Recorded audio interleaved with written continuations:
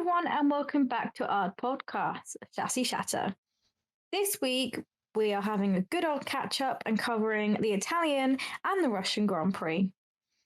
Well, I'm trying to remember because now we're what 2-3 weeks after the Italian one. We couldn't end up trying to record, so we're trying to pull our stuff together and trying to remember what actually happened. The only thing that I remember is just that it's one of my favourite weeks. It was a good weekend, and my result was so well that it was the one time I didn't wear my shirt, and the weekend that I did wear my shirt, my hopes and dreams got smashed. On that note, shall we move on to Monza?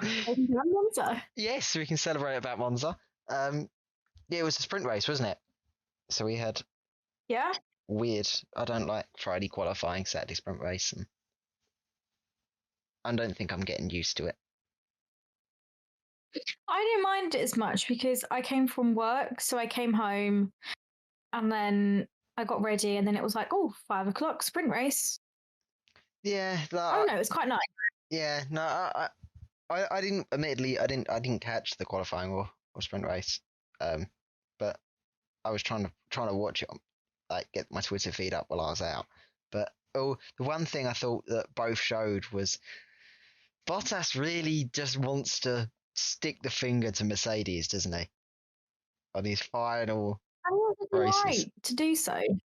Oh yeah, definitely. They treated him like crap. I'm sorry, but they did. So, well, it was hilarious. Like it was the joke. It's the joke, isn't it? That he was fastest in qualifying. He was the fastest in the sprint race. Oh wait, engine grid penalty. And it's just okay. He starts in the back of the pack, but he was the one who had all the pace that weekend in terms of out the two Mercedes cars, and it showed that the Mercedes cars were really struggling. They're getting to that point. And the problems that they were experiencing at Monza, I think, are problems that they equally experienced at Russia as well. Mm-hmm. What I found amusing was after the race, when they're talking about who got pole, Mercedes were going, well, technically Bottas has got pole, and Red Bull was saying, well, no, Max has got pole because he's starting from pole position on the actual race, not, That was quite funny that they both posted pole. Yeah, they're both trying to celebrate that fact, aren't they? But it's just they're just trying to spin a story to say, oh, look how good it is. We're actually, yes, you're Mercedes, you've managed to pull an unbelievable weekend in one of your cars, but you've just immediately handicapped him by telling him off you go, back of the grid. Dude, they haven't helped the fact, and it is getting beyond a joke. It's I was saying I'll save to Russia because I think the Sunday morning conversation between Max and Bottas were perfect. But also, it was announced that George was going that week. Yes, well, it was that weekend, wasn't it? So he left. We were racing in. Oh, where were we racing before? Weekend before, I can't remember now. It's Netherlands. So they announced the Monday after Zandvoort. So it was Monday they announced that Bottas are going. Tuesday they announced that George is being signed. So yes, I reckon we've only got 1, 2, 3, 4, 5, 6. We've got 6 races left. We've now got to the point where Mercedes will now really start cutting Bottas out. That there is a point where they will stop providing him information and providing him the support that as an equal driver would get. He's now just going to be on his own, and so what? He's proving that weekends now that he's got nothing to lose. So why not? Which is sad. Other notes from the whole sprint and quali was Hamilton had a poor basically week of previous those two sort of little bits. And it was quite interesting in the interviews. He was just a bit like, his usual, which was quite funny. Miserable. And then the actual race, miserable. And then the actual race, The actual race. For me, I can't moan about the result. The result was something I have waited years to see. Seeing the McLaren 1-2. I would have liked it personally just to been the other way. Um, I would have thought it would be nice to have Lando there, but nonetheless, it was McLaren 1-2 at the end, and it was shocking because it did just show how much pace that car had. They're out. Ricardo was just setting completely, just set the race to his whatever he wanted. So it was his to lose, and he sat there and had perfect control, and it was the Ricardo that we used to see when he was at Red Bull. Yeah, but I would say it would have been a lot harder for Lando to do that because he's never done it before. So I feel like for him, for Lando, much as he wanted first, it probably was nice for him to understand and watch how someone in the same car could do that. And I think it's helped for Sochi. But yeah, well, Ricardo's used to it, so he was just like, you know what, I'm back in my. He was back in lane. What did help though was while we're talking about how good the McLaren Mercedes was, like these Mercedes engines got the same power modes and everything else as what the Mercedes own team have. It was clear that they just understood what they were doing. It may be the case that I know that we know we're talking about this later in Sochi, but Lewis's engine is getting quite old and has yet to take any penalties. It also helped to say maybe that having the faster cars smash into each other on lap 30 something probably helped as well. It just took two of the top two places out, and everyone technically just shifted up by two then at that point. Yeah. So we had the major talking point from that weekend was the Hamilton versus Verstappen crash. Whose fault do you think it was? Well, my gut feeling is it's racing incident. I don't think should go involved. Yeah, but I've watched it a few times, and it's a line that you could see Max couldn't take, and a line that Max would have had to dive out from. But it didn't have half a car length going in. It was when he would turn the next corner that he managed to have a little bit of a gap, but by then he should have run off, I would have thought. But it was quite interesting to see. I think it was Alan Prost who gave an interview saying that Max should have pulled out, but it's this type of racing is something that only comes in a post Schumacher era, which I thought was a very funny comment to make because everyone said that some people assumed that he just drove into him because he was worried about losing the championship points, so it was easier to smash them both out so he could keep his lead. And it was saying, he said, well, that's, and it was I think Damon Hill then repeated it and said it's a Schumacher style attack. Like if you can't win correctly, you smash your teammate, you smash them out. It was a very narcissistic view of it and nihilistic. Well, then why didn't they say any of that when Hamilton was taking Max out? You know what I mean? Yes, I know. But to be honest, I think it happened. All right, they proportioned more blame to Verstappen, but for me, it started as soon as the pits, and it started that you could argue. Did Hamilton? It was Hamilton in the pits, wasn't it? Yeah. Yeah. Hamilton come out and you could argue before the line. Yeah, no, this is the thing. It was quite. There that I could sit there watching. I knew it was going to happen. Hamilton coming out, diving down the pit lane, put his foot down, Lando is in the middle. He's got Verstappen behind him. Lando gets to the corner and saves it, and then the two of them have just gone in, both trying to overtake Lando, and ended up just going into each other. I did get all wound up by people moaning about Verstappen not going over and checking Hamilton, but when Verstappen looked over and saw that Hamilton was reversing his own car and trying to get out of a pit, he's fine. He doesn't don't need to be checked at that point. No, you could. I was thinking, oh, Hamilton's fine. He's trying to get out. Yeah. What? Why would he then assume that he's not okay? Yeah. Well, no, Hamilton was trying to reverse his car. Like he was trying to reverse out of the gravel trap. Like it was at that point, okay, he's fine. And then we spent the weekend then saying about how safe it is, and then Hamilton did a whole press thing about I had to recover. I had so much training this week.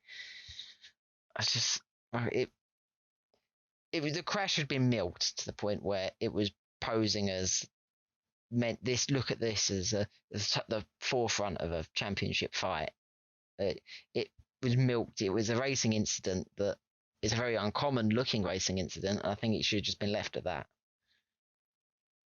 But you could argue when Max was in the hospital, did he really milk it? He just got on with it. Yes. He said, "Oh, I'm fine." Yeah, I know. It's just two different people want to play with different tactics, don't they? And then Hamilton spent the week saying, "Well, I think it's getting to him." And Max just said, "Sod off, leave me alone." And that's the response you need. Hamilton's worried. I think Hamilton's getting quite worried. Yes, because Hamilton knows that he's going to have George with him. He may even lose this. He could lose this season. He knows that George will out-qualify him and will beat him when he gets there next year. If he doesn't get his championship now, the likelihood of getting a championship after is decreasing readily. It wasn't like having, I could have Bottas for another year, another free championship, or Ocon and things like that. It was, he's now got someone who readily wants to beat him, and he's already beating him in the second slowest car on the grid. It's beyond parody, and he knows that if he doesn't get his championship now, he may never beat Schumacher's record. That's the problem. All right, we need to move on, but the last thing to mention was the odd Perez 5 second penalty for gaining an advantage. I don't know, it was a bit of a bizarre one. Yeah, what do you think about it, George? It was clear though. I know when we were talking before, you mentioned saying that he gained an advantage, but I think it was so clear that he went off, cut the corner, and overtook Leclerc at that point that he really should have just given the position back straight away. The team shouldn't have even bothered going to race control. That was just the cop out. They should have known that was going to happen. And race control didn't respond to their comments and just gave him a 5 second penalty instead. Right? He should have just done it straight away, and he simply said, "Give the place back." You know it's against the rules. Everyone knew what they were seeing. I don't see why Red Bull wanted to try and bend it a little bit and see if they could get away with it. Well, Mercedes do. Yeah, I know, but that's the type of thing I hate. Racing is meant to be on track, not between the team and the stewards. Yeah. All right. I agree with you. Shall we move on to the Russian? Yes, we can do. This week I thought was going to be a bit more like Spa. I thought we were going to have a washout again. Like the pictures early in the week of flooded track and flooded pits were not what I wanted to see. But what did you make of the qualifying? So, I got a little announcement to make. I actually was at work on qualifying.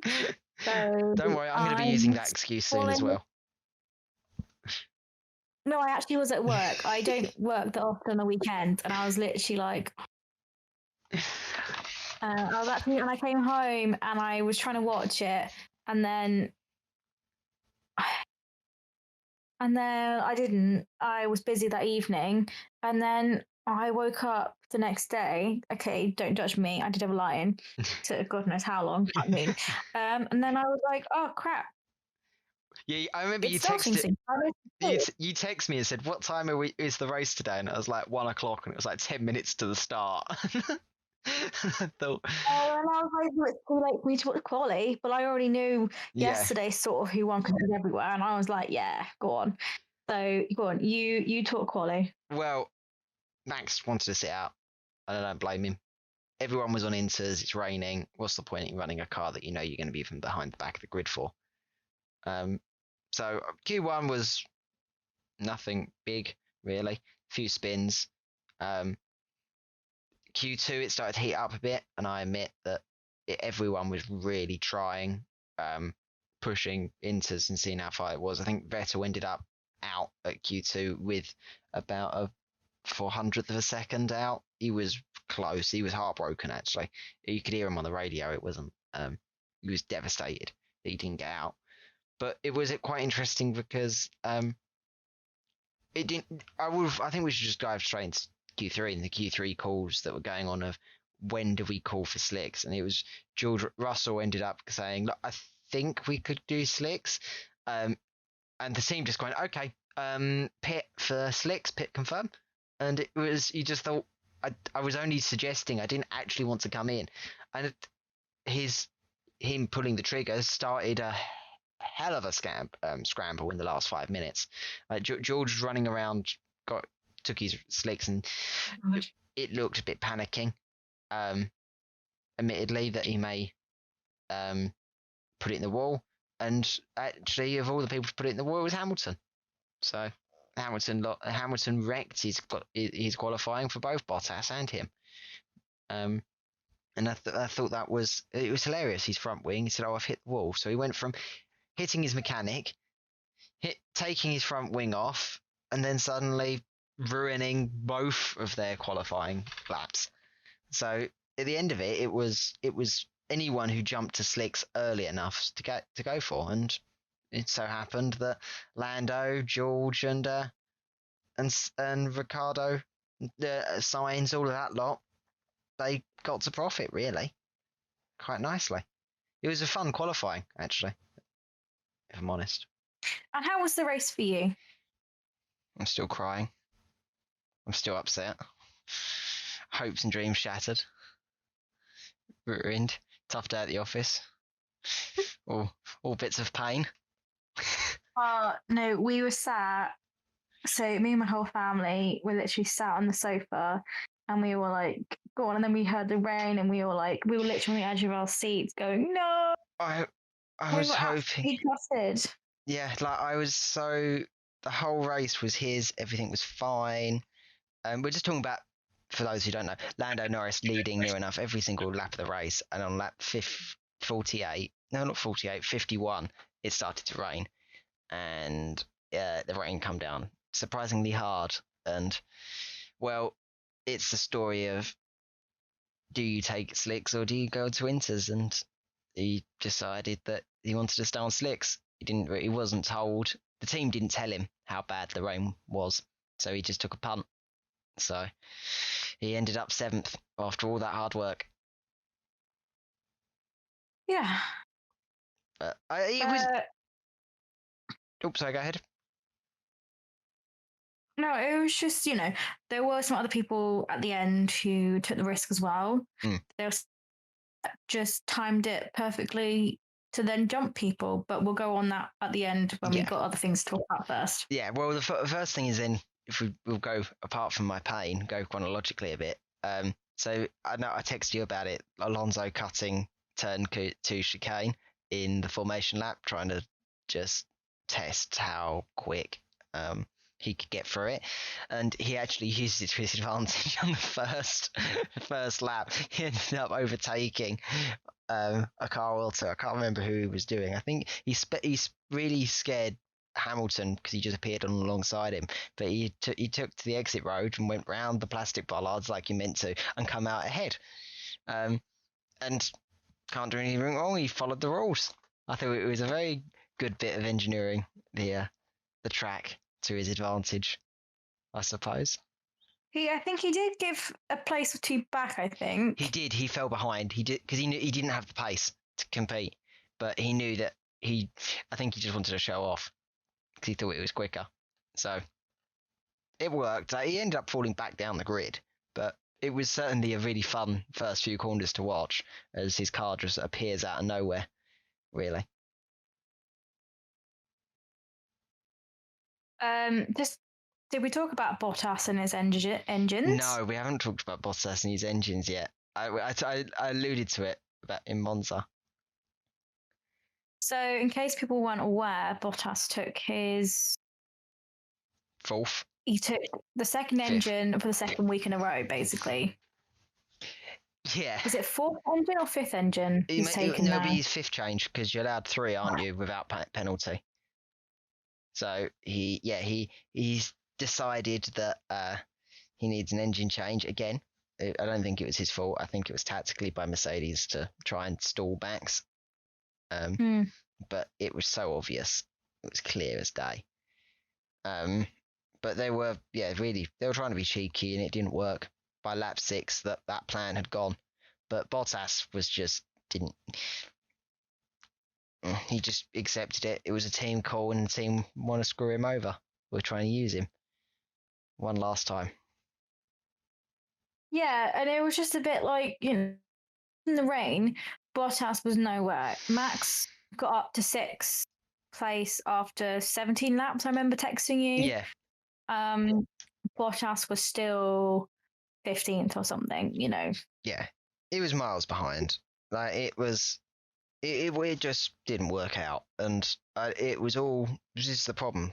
That the race was relatively boring unless you had Max's fight through the field, which was the thing to watch. But outside that, nothing happened truly until the last 3 laps.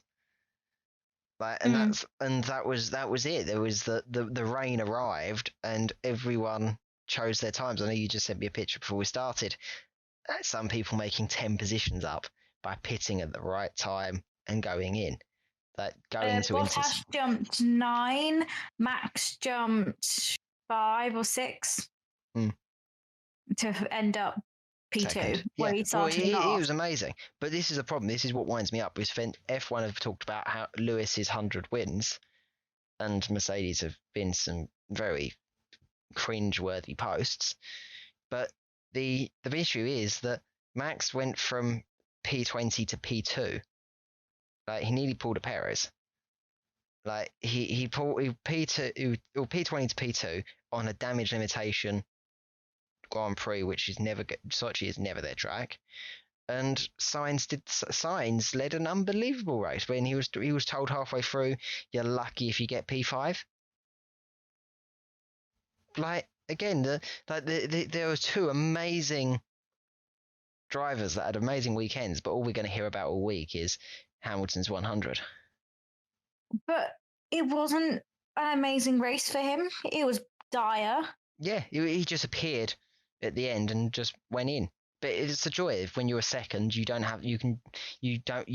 basically going to do whatever you do whatever the person in front doesn't do. So he was fine. He could go in, and that's the problem. It was just one of them where Hamilton was able to capitalize again. Has it been announced a penalty for Norris yet? No, reprimand only. Okay, it's good. But yeah, the problem is everyone's very upset because it's reprimand only because Tsunoda got done even though he locked up in Austria. But I would say, or I don't know, either locked up or skidded. But in this case, where all other drivers had gone to Inters, they said that Lando would be a danger to him and other drivers, and therefore he never intended to cross the white line. He did it because he lost control of the vehicle, and therefore he only received a reprimand. However, if he gets another reprimand, he will get a race ban. See, I see that as fair because you could see. Yes. He never intended to cross that line, did he? That was completely not his fault.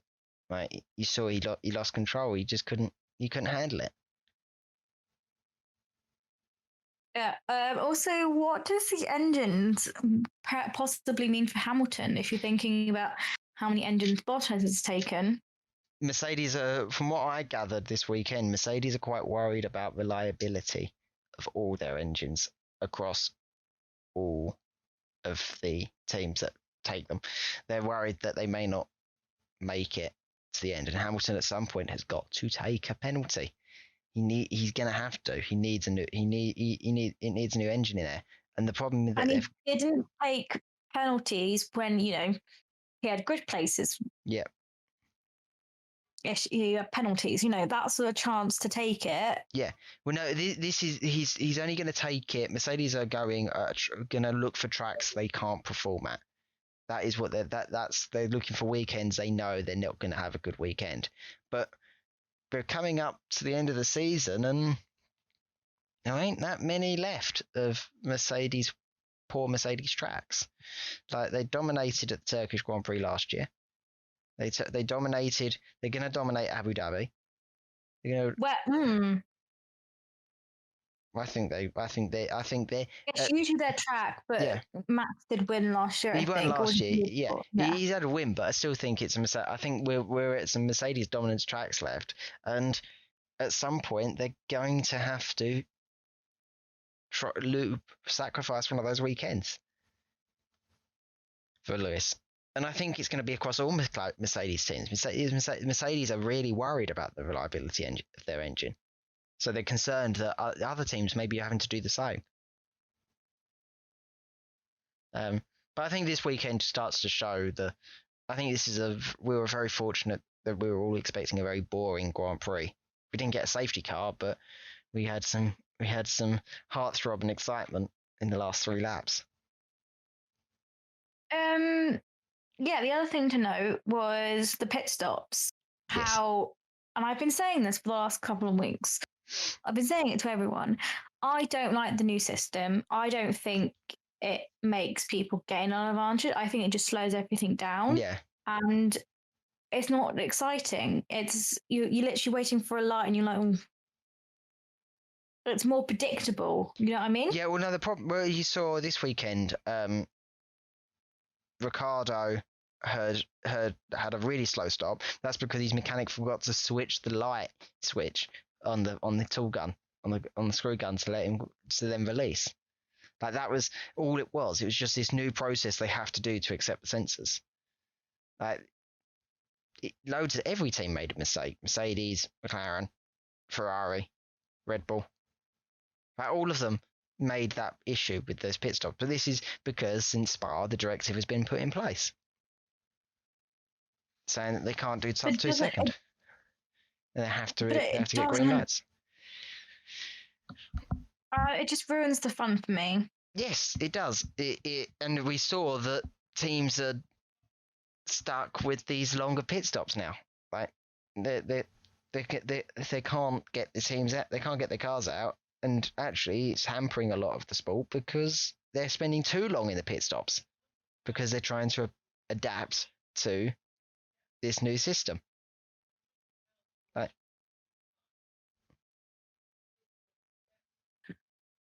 Anyway, was there anything else more to add? Do you want to add, or shall we move on to our predictions? I think we've covered most of the race. Like, I'm still upset. I'm crying. I had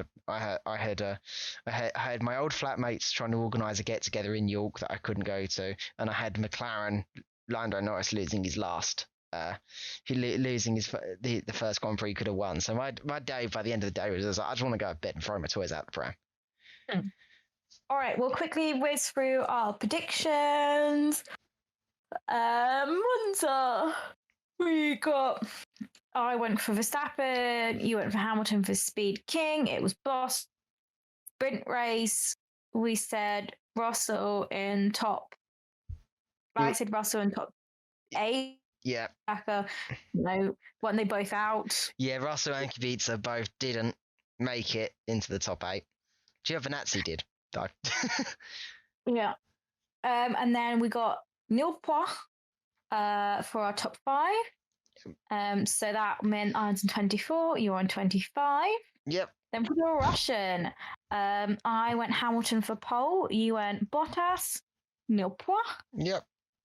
And then I got Hamilton and I got Ricciardo in the right place. That meant I got 2 points. Yep. Under trois.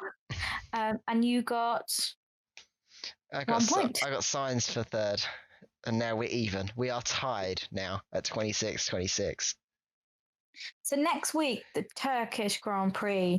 Go on, George, give us your lowdown. So on the predictions. I was hoping that I think there's. I know I've been saying that I think this is a Mercedes dominated track previously. We've only got one previous race here. I still think the straight line speed of the Red Bull may come into play, and I still think that coming off of having a new power unit, I think it could be a case that Lewis takes his penalty next weekend. And if he takes his penalty next weekend, do we want to discuss the legality of who's on pole position? Like we did in Monza, over who, even though that, yes, you may have passed qualifying, but you're not in the pole position anymore, are you? No, actually, Max was actually on the pole.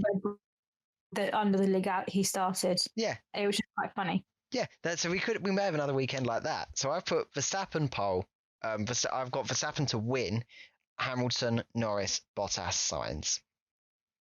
Okay, so I went Verstappen for pole and to finish first. Then I put Norris, then I put Perez, then I put Ricciardo, and I put Hamilton, because I don't think he would be able to clear the field as much as Verstappen, because I think Red Bull have got a stronger car. Yes, no, I think I definitely agree that they've got the stronger car this season, and it depends. It all depends on track conditions, because last year we had rain at Turkey last year, and that's why we had Perez having podium, didn't we? Full Racing Point. There was and Lance Stroll got pole position last year at Turkey, so we are